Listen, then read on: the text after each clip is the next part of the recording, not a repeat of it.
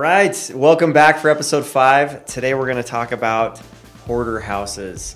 So this is a fun one. We've had some up close and personal experiences. Spencer actually bought one of these, and very up close and personal. Yeah. Oh, I didn't hear that. You bought a hoarder house. We bought one.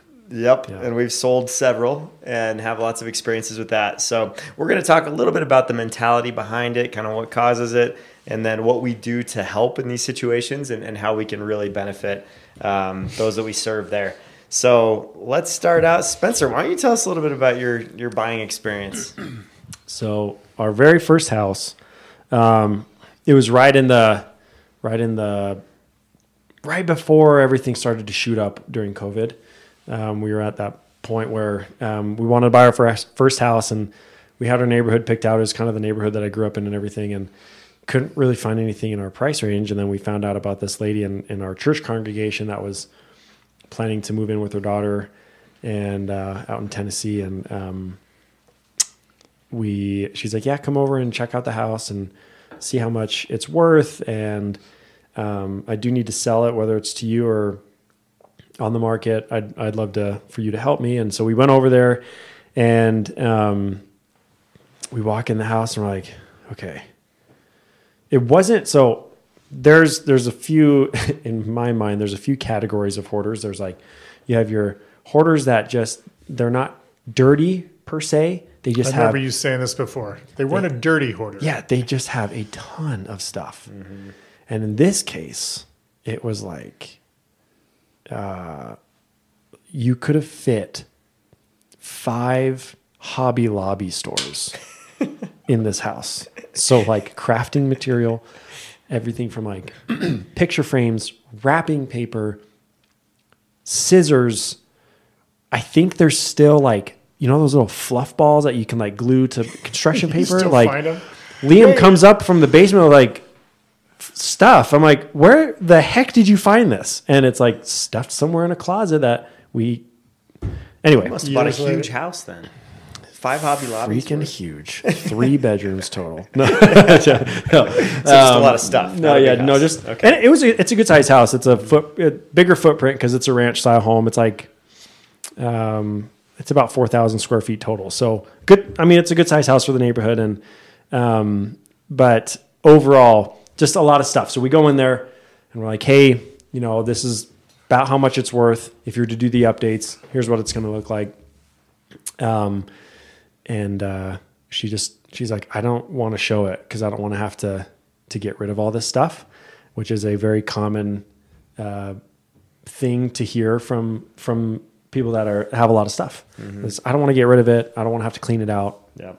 Done. Okay, so we made her a deal, and we're like, here's what we'll do. We'll come in at this price, and then we'll help you clean it all out. And we went through 4 30-yard dumpsters. Mm-hmm. So do you know what a 30-yard dumpster is? I've got one in my driveway. Yeah. It's like one of the biggest ones you can get. I think there's one more bigger than that. Yep. Which is a 40-yard. Take up the whole length of your driveway in one car. Yeah. Wouldn't even fit in my driveway. We rent one of those for our club cleanups twice a year. Yes. They fill it. The size of a Suburban XXL. Yeah, they don't even use that size for roofing jobs. Like this one is major construction jobs. So we filled 4 of those. Now I'm getting sad. So none of this stuff was even saved. She just threw it all away. Well, here's the problem is like a lot of it could have been saved, but here's, and I'm painting this lady as like, not nicely, but she is a beautiful person. She's a really nice lady. Mm-hmm. We love her to death. She was a very close friend of ours and still is. But it was really hard for her to let go of a lot of this stuff. And we ended up even filling a semi-truck trailer full of her stuff to move to Tennessee. So it was on top of the 4 dumpsters we filled was another semi-truck trailer load of, I can't remember what the size of the trailer was, but it was enough to move 2 families. Yep. And so anyway, it was a project and a half. We got a great house, and we love that house, and we'll never get rid of that house. Yeah. Even if we move, we're going to hold on to it and rent it out. But great house, walkout basement, 1/4 acre. There were a few things we had to do. Just rebuilt the deck on it and got a brand new roof on it and things like that. So But it was not an easy job to get through the under contract process. Like it took us a long time to get in the house. We gave her a full 60-day post-closing occupancy after a 30-day close. So she had 90 days, which, and I probably shouldn't say this, but we ended up having to go more than the PCOA, the post-closing occupancy, because she wasn't moved out yet. And we were over there almost every day throwing stuff away and saying, do you want this? Yeah. Do you want this? Toss it, keep it, whatever. And people will pay for convenience, right? And yeah. So I think that especially someone with a bit of a hoarding mentality will pay even more for convenience and timing flexibility. So that was a good move. And I can gladly say, because my biggest thing was I don't want to cheat this sweet lady out of what her home is worth. Mm-hmm. So we kind of took into account, we came to an agreement of like, this is what we'll pay you for it and we'll help you get all this stuff out. But keep in mind, we'd like to come down just a little bit because we are going to have to do a lot of work here. Just like we would with like, if you found stuff in an inspection, like it's almost a concession. It is a ton of work. Yeah. It's a lot of work. And we are still working on that. I mean, how long has it been? It's been over a year. It was a year in, 2 years? Yeah, it's been 2, right? 2 years. Yeah. It's been a process. I mean, we got to redo all the flooring eventually, and we got to paint. We got to paint inside and outside. Funny story is my daughter prayed for a pink house for us to move in, and that's what she got, is a pink house. Inside or out, both? And what promise did you make for her? What promise did you make? That we'd keep it for a year. And it's still pink. You have a pink house. Yeah. Well, some things have gotten in the way, okay? You and John. It's been 2 years and it's still I had to build a deck because it was falling apart. It was either the safety of my kids or going deck. Pink or paint the house. Strawberry Shortcake Wilson.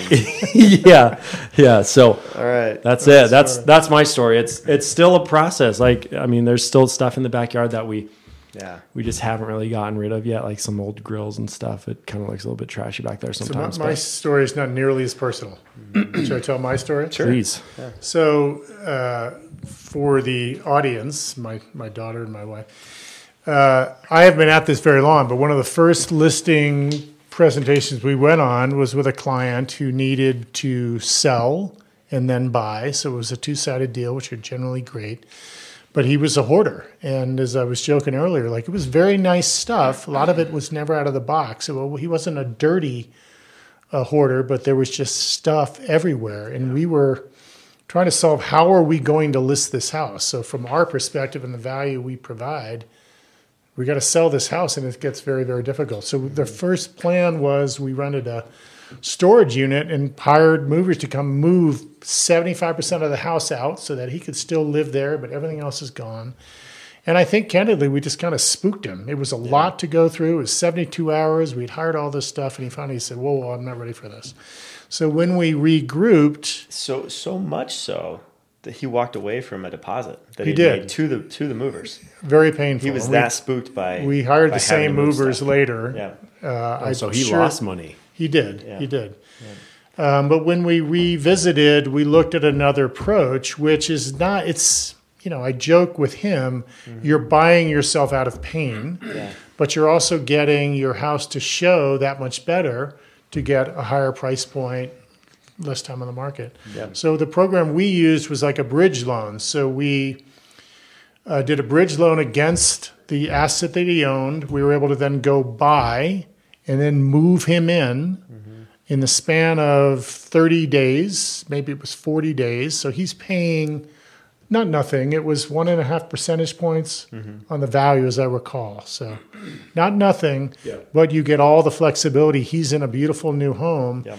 We were able then, and we painted some walls, we scrubbed the rugs, etc. Yep. But we essentially had a clean canvas, and we staged it, which maybe we talked more about staging. Yeah. And then just to interrupt real quick, the convenience fee of 1.5% for our Cash Pros program that we have is nothing compared to what you would pay a flipper, right? You pay a flipper to buy that house, it's a 20% fee, convenience fee, right? ours is at 1.5% to move first and sell later. Yeah. So much better than what you would pay for an investor. Very flexible, very fine-tuned process. He was able to, he was allowed to grumble a bit because it was not nothing, but I think we more than made up for it. We were on the market for 9 days. We had a great offer, and we're on, on our way. Anyway, a different approach. But when we walked in, we're both looking around going, oh my gosh, what are we going to do? There were 2 table sets. There was cabinets. There was art on every nook, piece of the wall. It's a completely different animal trying to sell and even trying to buy a hoarder house. Anyway, it was a great process in the end. He's in a great place. We got a great buyer. So it can be done. So where did he end up putting all that stuff? Some of it was gone. Yeah. He hired the greatest gal. I spent a day with her to do the unpacking. So sadly, most of it's in his new place. It's a little more organized. Yeah. And Stuff's spread out of the box. Yeah. Some of it was thrown away. Got an unfinished basement to throw stuff. He's got a. So you can clear. He swears he's going to finish that, so he's got an unfinished basement. He's got a lot of place to hide it. Yeah. So here's the difference between, well, both these experiences are relatively clean experiences. Mm-hmm. Like when we're talking about the physical appearance of the house. The horror stories I've heard are where you're going next. Now, there is the opposite end of the spectrum where it's not clean at all. Have you ever dealt with anything like that? I've walked into multiple, never tried to sell one, or never had the opportunity, I guess. Yeah. If opportunity is what you want to call it, because it is. I can only imagine the project of something of that caliber as far as how the cleanliness and getting it ready for. I mean, those are the kind of things where you get the texts we've talked about in the previous episode where you get the text from the guys who are like, hey, do you have any properties that need to be fixed or flipped or whatever? Yeah. Those are the ones I'd be like, yeah, I do. We're not even going to go to market. Just take it off my hands. Give me a good price for it. I don't know. I don't think I'd say yes. Have you ever said no? Yeah. Sometimes you would. That's one reason why you might. To the listing? Yeah, you cannot see a path. Have you done that, Landon? I always feel like there's something we can do to help them. Absolutely. And some resource we can turn to. And so I want to be sensitive with this because oftentimes, hoarding is often side by side with either physical or mental ailments. Absolutely. That people are going through. They're going through a lot, and you just never know what created that and why they, are the way they are. It could be genetic. It could be, that trauma. Over 100 years, everyone in their family has been like that. It could be a trauma thing, like you said. So there's just, we always walk into it, and one of the keys that I think is so important as a listing agent is to walk in the door, greet them, treat them great, just like you would anybody else. Walk through the house and don't show any signs of disgust or that it's off-putting to you or anything. I just walk over stuff and keep on, treading my way through the home and be polite. Ask them, hey, is that okay if I go here? Is that okay if I go here? Sometimes they are very, very, not possessive, but like sensitive with their stuff because their stuff means so much to them. That's why they've kept it. Absolutely. And so if you start moving stuff around, a lot of times they don't like that. Mm-hmm. If you think that, oh, this looks like trash, I'm going to toss it. Whoa, that was my magazine I got 4 weeks ago that's a big deal to me. That was my whole Christmas plan. Like there's you got to treat things differently. And I think just being respectful is the main thing, and being really positive and not being discouraging when you walk through a place like that. I remember walking in, because again, as I said, I was pretty new to this game, and I was watching you because I walked in and some of those, thoughts come across like, oh my God, this is, what are we going to do, et cetera. And I just looked at his face, and he was cool and said exactly what you just said there. May I? Can I? Is it okay if? Yep. And it went great. Anyway, he's I think he'll remain a good friend. We went through a lot together. It was hard, but it was great for him. Great learning for me.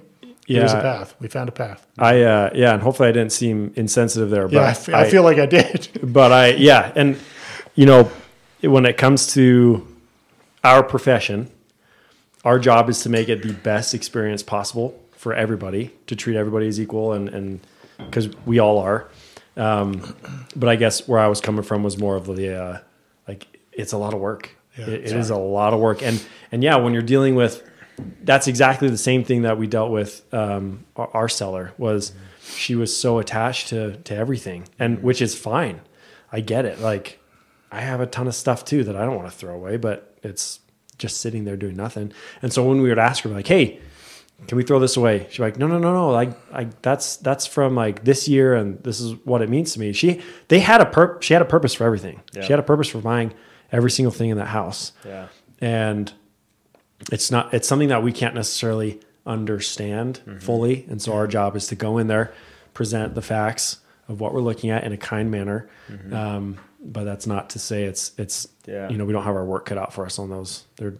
They're hard just because of the time it takes to get them ready to sell. For sure. And I think the interesting thing too is people that are involved with hoarding, they often are pet people too, because oftentimes they don't have a lot of guests that come over to their house with them. And so their best friends are their animals.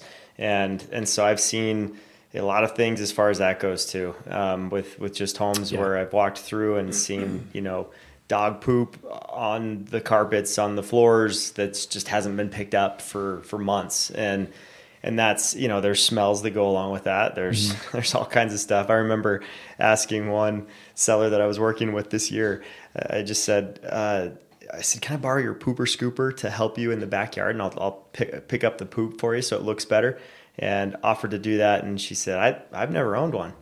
And she had a couple dogs, and you looked in the backyard and said, no, I guess you haven't. Well, yeah, and they're like, you own everything else, but no, the one thing, but not a pooper scooper. So there's just things that just blind spots that just are not quite there in their minds, and so we do our best to serve. We are in a service industry, so we want to help these people, and there's a way to go about it. I mean, our vocabulary has to be different. It's not, hey, we want to throw this stuff out or get rid of this. They don't want to hear that. They want to hear, let's relocate. Relocate. There's a process. Right? That's less scary. We're not getting rid of it. We're moving it to the secondary pile, and then later you look at the secondary pile and sort through there. Totally. And we have some great resources for that. So some of the things that we can do to help, or we've got fantastic junk removal companies, right? Yep. If we were talking to them, we'd call them reallocation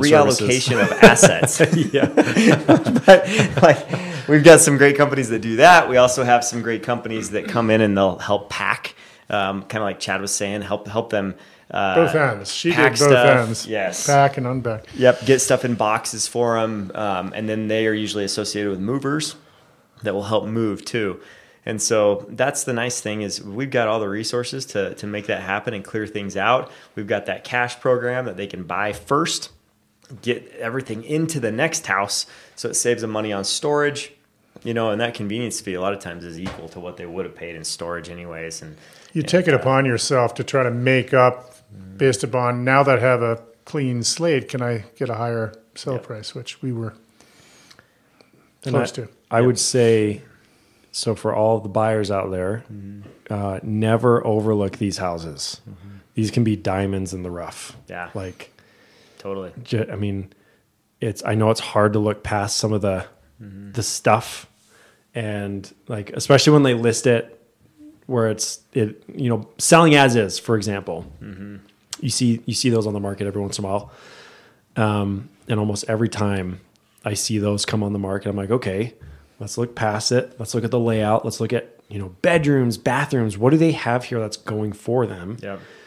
And if you have the mindset of like, hey, this is a sweet house. The bones are good. Bones are good. And you can make it your own. That is a prime opportunity, not only to get it for a really good price. So when we're talking like long-term investment, those are some really, really good options because you make it your own, and you went from this price that you went from a home that you got an incredible deal on that required some work. You put some money into it, and now it's like way over here in appreciation. Yep. They appreciate that much more when you put the work into it, and you almost always get your money back plus that. So there's a couple points I want to make, and I think I can make them fairly seamlessly because at least twice you've talked about how people buy and heavily emotional. Yeah, we just went through your story where you did not buy emotion. It was the opposite, right? Yet you practically saw the answer. Yep.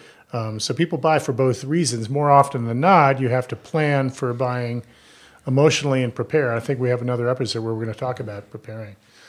But our case, the house we've now lived in for 17 years, beautiful house, great bones, there was wallpaper on damn near every wall, and it was not pretty. It was immaculately done. Like, the quality craftsmanship was great. It was not pretty. Yeah. And I think we were able to see past that, and I feel like we got a great deal back then, and now it's, best investment we've ever been part of. Yeah, I feel the same way. Sometimes you got to see past the emotion and see the 100%. I feel the same way. We looked at this house and we're like, man, this is like a perfect house for our little family. We have enough for what we have, plus room to grow. Mm-hmm. And then we can do whatever the heck we want, because everything in here was exactly what the builders put in it. It's still like same countertops, same flooring. Yeah. They may have painted it white at one point, but I would not be surprised if that paint is 20 plus years old. Yeah. Mm-hmm. So, they painted the outside. I mean, we have brand new paint on the outside, and I know the painter who did it. My dad. So despite all of his advisement of like, hey, maybe we should go with a different color, she's like, no, I want pink. So we got pink, but like, shout out to Mike Wilson, by the way. It's just what a stud. What a stud, man. I feel like dude. I missed part of the story. So it's pink because you painted it pink.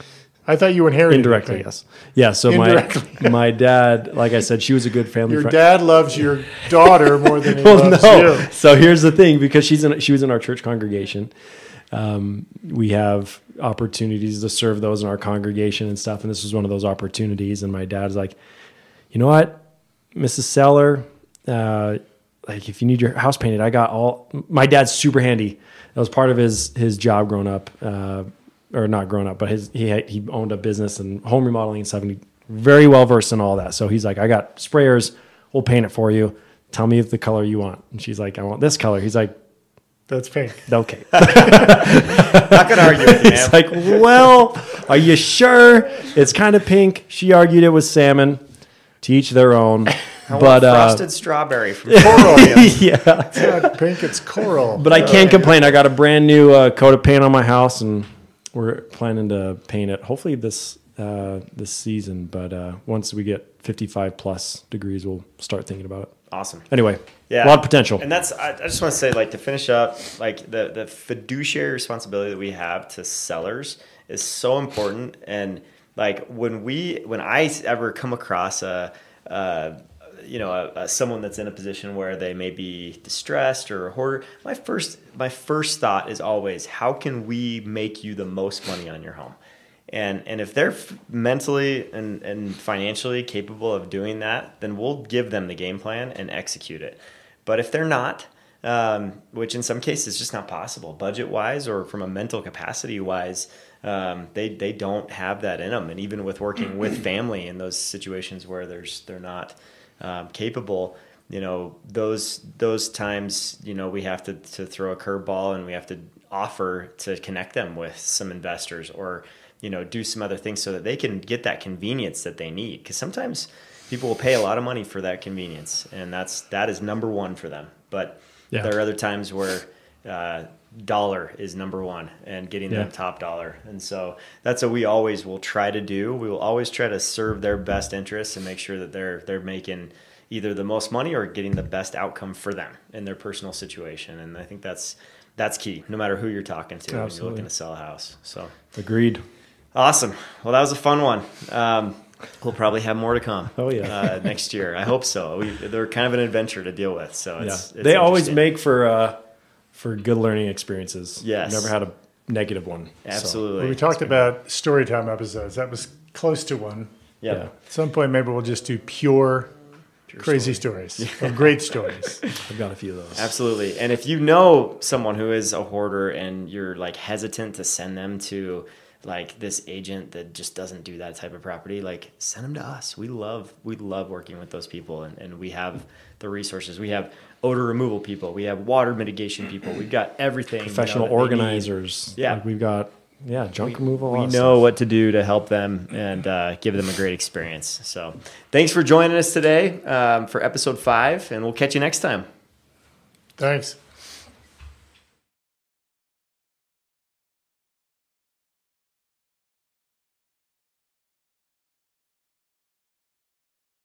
So if you have enjoyed what you're listening to and you'd like to hear more, make sure to press that subscribe button so that you can not miss out on any more episodes that are coming up. And also check out all of our contact information is below. You can see us at the dreamsmithteam.com to look up more information about our team and our history and all of the members of our team, and see contact information that you can reach us if you have any real estate needs.